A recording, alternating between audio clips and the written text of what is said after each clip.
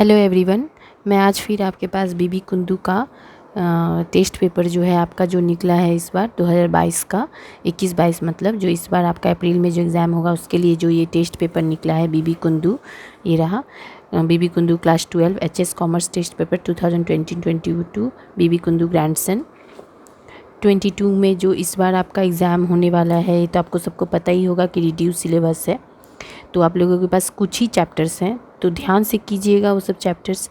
और उस सब चैप्टर्स का जो मैं सबका सम इसमें से जो एक स्टेप बाय स्टेप दे रही हूँ।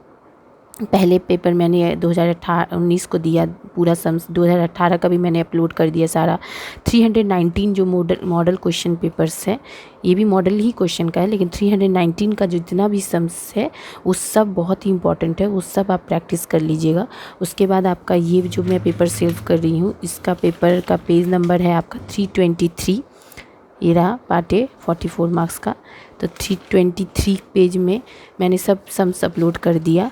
आज मैं कर रही हूँ कैश फ्लो, और इसमें से एक सम्स मेरा बचा हुआ है, वो बाय मिस्टेक मिस हो गया था, तो चलो वो भी मैं आपको नेक्स्ट टाइम में ये वो अपलोड कर दूँगी। वो भी शायद इशू एफ शेयर का ही सम है।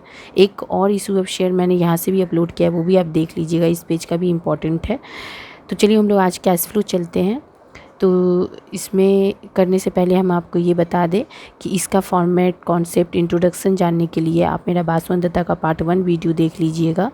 उससे आपको सारा कॉन्सेप्ट, फॉर्मेट, क्या क्या एसेट में आता है, क्या क्या लाइबिलिटी आता है, करेंट एसेट क्या है, करेंट लाइबिलिटी क्या है, फिक्स एसेट क्या है, फिक्स लाइबिलिटी क्या है, वो सब जानना पड़ेगा कैश फ्लो के लिए। और वो सब जानने के लिए आप मेरा पार्ट 1 वीडियो ध्यान से सुनिए और देखिएगा। और दूसरा बात कि उसके लिए आपको क्लास 11 का भी एक वीडियो देखना पड़ेगा। चैप्टर 4 जनरल लेजर जो चैप्टर है, उसमें मैंने पूरा लिस्ट दिया है, current asset, current liability, fix asset, fix liability, वो सभी देख लीजिएगा अगर आपको अच्छे से कैश फ्लो करना है। ये बोर्ड है, क्लास 12 है, मजाक तो नहीं है। इसका रिज़ल्ट ही आपको बहुत ही फ्यूचर में काम आएगा। इसीलिए 10 तक का जो रिज़ल्ट होता है वो छिप जाता है अगर 12 का रिज़ल्ट अच्छा हो, और आप लोग का तो ऑफलाइन एग्ज़ाम हो रहा है। तो चलिए, इसलिए मैं बोल रही हूँ कॉन्सेप्ट और सब कुछ समझ के ही ये कैश फ्लो करिएगा। तो चलिए हम लोग स्टार्ट करते हैं। Prepare a cash flow statement of Sukanta Limited as on 31 March 2021।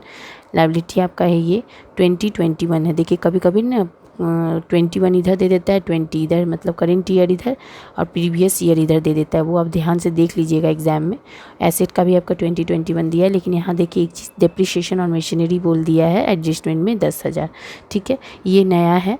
तो चलिए हम लोग स्टार्ट करते हैं। ऐसा सब मैंने बहुत सारा अपलोड किया है बासवन दत्ता में भी, लेकिन फिर भी बीबी कुंदू का तो मैं स्टेप बाय स्टेप करते जा रही हूँ। और सभी स्टूडेंट जो भी अदर सब्जेक्ट के मांग रहे हैं तो उनको भी देना है, बट ऑफलाइन स्टूडेंट भी पढ़ाती हूँ, इसलिए टाइम उतना नहीं निकल पा रहा है। लेकिन चलो ठीक है, फिर भी मैं ट्राई करती हूँ। चलिए अभी तो फ़िलहाल भी कैश फ्लो करूँगी। बीबी कुंदू टेस्ट पेपर 2022 का 326 पेज नंबर है, मॉडल क्वेश्चन पेपर। इसका 8 का और ऑप्शन है। ये cash flow in the books of आपका है सुकंता, यहाँ लिखेंगे Sukanta limited. Cash flow statement as on 31 March 2021। Closing date जो था आपका, ओपनिंग डेट है 20, मतलब प्रीवियस ईयर, और करेंट ईयर है 21, तो 21 देना है आपको।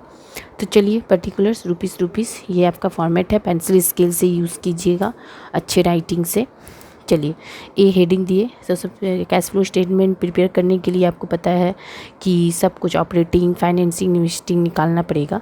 वहाँ बोला था देखिए prepare a cash flow statement. अगर आपको सिर्फ ऑपरेटिंग कहेगा तो ऑपरेटिंग ही आपको प्रिपेयर करना होगा, लेकिन यहाँ स्टेटमेंट बोल दिया तो इसका मतलब सब करना पड़ेगा। ठीक है, तो हेडिंग दीजिएगा A cash flow from operating activities. उसके अंदर में आपका होगा net profit before taxation. Net profit को मैंने यहाँ लिख दिया पीएल अकाउंट अलग से, लेकिन उसी को कहते हैं पीएल अकाउंट को ही, मतलब प्रॉफिट एंड लॉस अकाउंट को ही नेट प्रॉफिट कहते हैं। मैंने ये समझाने के लिए लिखा है। और ये भी लिख दिया है कि इंक्रीज़, क्योंकि ये हमारा करेंट एसेट लाइबिलिटी होता है। तो करेंट लाइबिलिटी याद है आपको, मैंने ये लिस्ट बार बार मैं बोल रही हूँ, लिख लीजिए। करेंट लाइबिलिटी बढ़ेगा तो ऐड होगा, करेंट लाइबिलिटी कम होगा, डिक्रीज़ होगा तो लेस होगा। ठीक उसका उल्टा, करेंट एसेट अगर आपका बढ़ता है तो लेस होगा, और करेंट एसेट कम होता है तो क्या होगा, ऐड होगा। ठीक है। तो यही लिस्ट आपका बहुत ही ज़रूरी है और इसी के कारण आपका सब कैश फ्लो बहुत ईजी बन पाएगा और बन जाएगा सारा। तो चलिए हम लोग चलते हैं। ये रहा आपका पीएल अकाउंट हो गया। ये देखिए पीएल मतलब नेट प्रॉफिट ही। देखिए सबसे पहले नेट प्रॉफिट आपका 1 लाख से 1,20,000 हो गया है। करेंट ये लाइबिलिटी होता है तो 1 लाख से 1,20,000 हो गया। तो मैंने अभी क्या कहा, करेंट लाइबिलिटी बढ़ने से ऐड होता है, ठीक। इसका उल्टा एसेट के साइड में करिएगा। एक भी आपको याद रहेगा ना कि करेंट लाइबिलिटी बढ़ता है तो ऐड, तो बस सब उल्टा करके आप समझ जाइएगा। तो 1 लाख अगर बढ़ गया 1,20,000 हो गया, 20,000 से माइनस करके 20,000 मैंने आउटर कॉलम में ले लिया, ठीक है। उसके बाद हेडिंग दीजिए adjustment of extra ordinary items. इसमें हम लोग क्या क्या लेते हैं, गुडविल, जनरल रिजर्व और जितने भी आपके एडिशनल इन्फॉर्मेशन रहते हैं, मतलब एमोटाइजेशन ऑफ या फिर transfer of reserve, depreciation, loss on sale या फिर profit on sale of machinery, ये सब कुछ भी रहेगा, ये सब एक्स्ट्रा ऑर्डिनरी आइटम्स है। तो आप चलिए तो इसमें क्या क्या है देख लीजिए। इसमें गुडविल है, गुडविल देखिए एसेट है। तो एसेट का 60,000 से 40,000 हो गया, मतलब कम हो गया। कम होने को रिटेन ऑफ कहते हैं। तो कम हो गया एसेट का है, तो एसेट अगर हमारा कम हो जाता है तो क्या होगा, वो हमारा लेस ऐड होगा। कम होने से करेंट एसेट कम होने से ऐड होगा। देखिए मैं यहाँ पे लिख रही हूँ, आपका करेंट लायबिलिटी बढ़ेगा, इंक्रीज़ होगा तो ऐड, डिक्रीज़ होगा तो लेस, ठीक। इसका करेंट एसेट इंक्रीज़ होगा तो लेस और डिक्रीज़ होगा तो ऐड। यही आपको फॉलो करने हैं कॉपरेटिंग एक्टिविटीज़ में, ठीक है। अब करेंट लायबिलिटी और करेंट एसेट का तो ये लिस्ट मेरा दिया हुआ है, आप देख लीजिएगा अच्छे से, कॉन्सेप्ट में सुनिएगा, ठीक है। चलिए गुडविल हो गया आपका, ये आपका गुडविल क्या है, 60,000 से 40,000 हो गया, मतलब कम हो गया 20,000 से, तो आपका 20,000 ये रहा गुडविल। ऐड होगा, मैंने अभी कहा कि कैसे ये हो जाता है। ऐसे आप बोलिएगा कि गुडविल तो फिक्स एसेट है, तो हम क्यों इसका ये फॉलो कर रहे हैं, क्योंकि ये एक्स्ट्रा ऑर्डिनरी आइटम हो गया, ये हमारा टेंजिबल एसेट हो जाता है इसी वजह से, ठीक है। तो डिक्रीज़ हो गया तो 20,000 ऐड हो गया, इसीलिए इसको मान सकते हैं हम लोग। अच्छा, उसके बाद आपका जनरल रिज़र्व है और बाकी सब कुछ मत लीजिएगा, क्योंकि वो सब हमारा क्या हो गया, फिक्स्ड एसेट है, ये भी फिक्स एसेट है, ये भी है। डेटर ले सकते हैं, डेटर में हम लोग कहाँ लेंगे, एडजस्टमेंट में। ये एक्स्ट्रा ऑर्डिनरी आइटम में गुडविल, जनरल रिज़र्व और जो मैंने अभी कहा एमोटाइजेशन रिजर्व, ट्रांसफ़र या फिर लॉस या फिर डेप्रिशिएशन, प्रॉफिट, ये सब सेल, ये सब आता है। तो जनरल रिज़र्व हो गया 8,000 से 20,000। देखिए लायबिलिटी है तो आपका बढ़ गया, तो बढ़ गया 12,000 से, तो बढ़ने से लायबिलिटी ऐड होता है। तो चलिए देखिए जनरल रिज़र्व ऐड बढ़ गया है 12,000 से। अब हम लोग का और क्या क्या है, डिप्रिशिएशन और मशीनरी 10,000, ये हमारा लेना पड़ेगा क्योंकि ये एक्स्ट्रा ऑर्डिनरी आइटम है। ऐड डिप्रिशिएशन और मशीनरी 10,000, जितने भी डिप्रिशिएशन, लॉस होंगे सब ऐड होंगे, और जितने भी प्रॉफिट ऑन सेल होंगे, कोई भी प्रॉफिट से रिलेटेड रहेगा वो लेस होता है एक्स्ट्रा ऑर्डिनरी आइटम में। जब आपका 2 अमाउंट ना दे, एक ही अमाउंट दे देता है, तब तो आपको माइनस करने का ये नहीं है, आपको खाली बस बताना है कि एडलेस कौन है। तो बस इजीली समझिएगा, जितना भी डिप्रिशिएशन होता है, जितना भी आपका लॉस होगा, वो सब हमारा, ये सब आइटम तो आपको 2 अमाउंट देगा ही 2 ईयर का, लेकिन ये सब का क्या होता है, depreciation, transfer, profit on, loss on, ये सब जब देता है तो एक एक अमाउंट भी दे देता है। बहुत सारा मैंने समय ऐसा अपलोड किया है, तो एक ही अमाउंट रहेगा, मतलब एक ही ईयर का रहेगा। तो आपको तो माइनस करने का नहीं है, लेकिन आपको समझना पड़ेगा कि क्या ऐड होगा क्या लेस।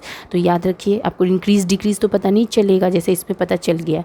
तो डिप्रिशिएशन जैसे एक ही था, तो आपको कैसे इंक्रीज़ डिक्रीज़ तो पता नहीं चला डिप्रिशिएशन में, तो वैसे आप क्या समझिएगा, वो जितने भी डिप्रिशिएशन, लॉस, ये सब जो होते हैं वो हमारा ऐड होता है, और जितने भी प्रॉफिट सब होते हैं वो हमारा लेस होता है एक्स्ट्रा ऑर्डिनरी आइटम में, ठीक है। तो ये हो गया, ये सब ट्रिक जान के रखिए तो इजी होगा। तो डिप्रिशिएशन 10,000 हो गया, ये 12,000। अब हमारे ये तीनों ऐड है, तीनों को ऐड करके यहाँ पे आ गया 42,000। अब चलिए cash generated before working capital changes, मतलब अब जितने भी हमारी वर्किंग, जितना मतलब हमारा करेंट एसेट है, एडजस्टमेंट ऑफ वर्किंग कैपिटल, जो करेंट एसेट का है वो सब हम लोग ले लेंगे। देखिए करेंट एसेट में आपका क्या था, डेटर 30,000 से 40,000 होगा, मतलब 10,000 से बढ़ गया, तो एसेट बढ़ता है तो लेस होता है। आप इंक्रीज़ ऑन डेटर भी लिख सकते हैं, लेस मैंने नेगेटिव में इसीलिए दिखाया है। और तो यहाँ पे कुछ है नहीं, कैश इन हैंड एकदम एंड में होगा। और ये बिल्डिंग और मशीनरी आपका फिक्स है, मतलब इन्वेस्टिंग में होगा। इक्विटी शेयर कैपिटल फाइनेंसिंग का पार्ट है, वो भी नहीं लेंगे। जनरल रिजर्व हम लोग ने ले लिया, पीएल भी ले लिया। क्रेडिटर है और बिल्स पेबल है। 10,000 से 6,000 हो गया, मतलब कम हो गया क्रेडिटर, तो कम होने से लेस होगा लाइबिलिटी। और बिल्स पेबल 30 से 50 मतलब बढ़ गया, मतलब ऐड होगा। ठीक है, ये देखिए क्रेडिटर कम हो गया, लेस, बिल्स पेबल बढ़ गया, करेंट लाइबिलिटी है ये रहा, तो हमारा ऐड। ठीक है, 20,000 हो गया। अभी 20,000, ये 10 4 14,000, 20,000 से 14,000 गया, 6,000 पॉजिटिव में। ठीक है, अब इस अमाउंट को और इस अमाउंट को ऐड किए और ये 6,000 को भी ऐड किए, तीनों को ऐड करके 68,000 आया net cash flow from operating activities. चलिए अब हम लोग आएंगे इन्वेस्टिंग में। ये रहा particular rupees B heading cash flow from investing activities.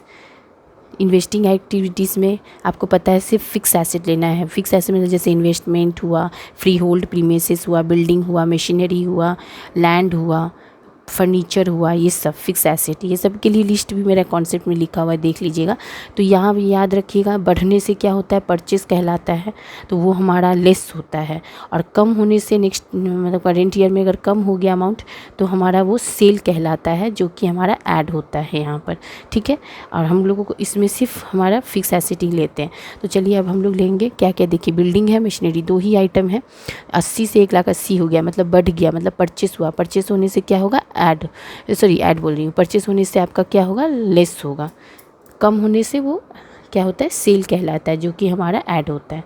ठीक है, तो ये देखिए purchase of building less, increase हुआ था इसीलिए परचेस हुआ, और परचेस होने से लेस होगा इंक्रीज़ होने से, तो 1,00,000 मैंने नेगेटिव में दिखाया। ठीक, मशीनरी का भी वही कहानी है, 98,000 से 1,96,000 हो गया, मतलब बढ़ गया, तो परचेस हुआ है, परचेस ऑफ मशीनरी इंक्रीज़ हुआ है, इसलिए लेस होगा, तो यहाँ पे नेगेटिव में आ गया। अब एक तो जो आपका एडिशनल में दिया था, इसलिए दो जगह होगा, ये मशीनरी पे भी डेप्रिसिएशन था। एक तो हम लोग अभी लिए एक्स्ट्रा ऑर्डिनरी आइटम ऑपरेटिंग में, और एक यहाँ भी लीजिएगा, ये बहुत सारे स्टूडेंट यहाँ भूल जाते हैं। तो मशीनरी पे जो डेप्रिसिएशन हुआ है 10,000 का, वो आप दिखा दीजिएगा यहाँ पर। वहाँ मैंने हम लोगों ने ऐड किया, यहाँ पे लेस करना होगा, तो 10,000 से लेस हो गया। ये तीनों ऐड कीजिएगा, नेगेटिव में ही होगा। 20,000 नहीं, 2,08,000 है आपका। ठीक है, इन्वेस्टिंग एक्टिविटीज़ 2,08,000 हो गया। Net cash flow from investing activities 2,08,000 negative में। अब आइए C heading, cash flow from financing activities. Financing activities में हम लोग क्या क्या लेते हैं, equity share, preference share, loan, debenture, ये सब हम लोग लेते हैं फाइनेंसिंग में। अब वहाँ पे क्या देखना है, अगर आपका अमाउंट बढ़ जाता है, तो बढ़ जाने से आपको क्या कहलाएगा, इशू कहलाएगा, जो कि हमारा ऐड होता है। और कम हो जाने से नेक्स्ट ईयर में, तो हमारा क्या कहलाता है, पेमेंट कहलाता है, पे कहलाता है, जिससे हम लोग का वो लेस होता है। तो यहाँ देखिए एक ही आइटम है आपका, इक्विटी शेयर कैपिटल खाली एक ही है। 1,60,000 से 3,20,000 हो गया, तो 3,20,000 हो गया, तो माइनस करके इशू हो गया। बढ़ने इंक्रीज़ होने से इशू कहलाता है, जो कि ऐड होता है। तो issue of equity share capital 1,60,000 हो गया, इंक्रीज़ हुआ है। तो और तो कुछ था ही नहीं इसमें, क्योंकि ना प्रेफरेंस है, ना ही लोन है, ना ही डिवेंचर है। तो ये हो गया, यही अमाउंट हमें यहाँ आ जाएगा। तो इसमें लिखिएगा net cash flow from financing activities. अब टोटल कीजिएगा ऑपरेटिंग का, इन्वेस्टिंग का और फाइनेंसिंग का। आपका ऑपरेटिंग का है 68,000 और आपका इन्वेस्टिंग का है 2,08,000 और आपका फाइनेंसिंग का 1,60,000। तो 1,60,000 और ऑपरेटिंग का, ये दोनों पॉजिटिव में है, तो ये दोनों ऐड कर दीजिए। 68,000 प्लस 1,60,000 दोनों ऐड करके 2,08,000 को माइनस कीजिए, तो आपको मिलेगा 20,000। 20,000 आपको लिखिएगा net increase and decrease in cash and cash equivalent of the year. ठीक है, ये 20,000 आप मैच कीजिए, प्रूव हो गया कि नहीं, मेरा सही है या नहीं। देखिएगा बुक में, कैश इन हैंड हो या बैंक हो, 40 से 60 हुआ, कितने का डिफरेंस है, 20,000। यहाँ भी 20,000 का डिफरेंस है, और हमारा प्लस माइनस करके यहाँ पे लिख लीजिएगा A माइनस बी प्लस सी, मतलब A ऑपरेटिंग है, B मेरा आपका माइनस B, क्यों, इन्वेस्टिंग आपका नेगेटिव था, C फाइनेंसिंग है, इसलिए मैंने ले लिया। तो A माइनस बी प्लस सी करके मेरा 20,000 आया। ये 20,000 से मेरा प्रूव हो गया, यहाँ का भी डिफरेंस 20,000 है, और मेरा प्लस माइनस करके भी 20,000 है, प्रूव हो गया कि मेरा सम राइट है। तो आपको निश्चिंत हो गया, प्रूव हो जाता है। चलिए अब हम लोगों को करना क्या है, एकदम एंड लाइन सब खत्म। Add cash and cash equivalent beginning of the year, मतलब कैश का ये जो बिगनिंग है, बिगनिंग में 40,000 था, ये 40,000 लिखिएगा यहाँ पे, 40 20 60,000, तो लिखिएगा cash and cash equivalent end of the year. तो 60,000 हमारा ये हो ही गया, ये रहा, तो मेरा प्रूफ सम आपका कंप्लीट। तो ये सम में क्या होता है कि आपको पता चल जाता है कि मेरा सम राइट है या रॉन्ग है, प्रूव हो जाता है कैसे बैंक बैलेंस से। चलिए अगर आपको मेरा वीडियो पसंद आए तो प्लीज़ लाइक कीजिए, शेयर कीजिए एंड सब्सक्राइब कीजिए। Thank you.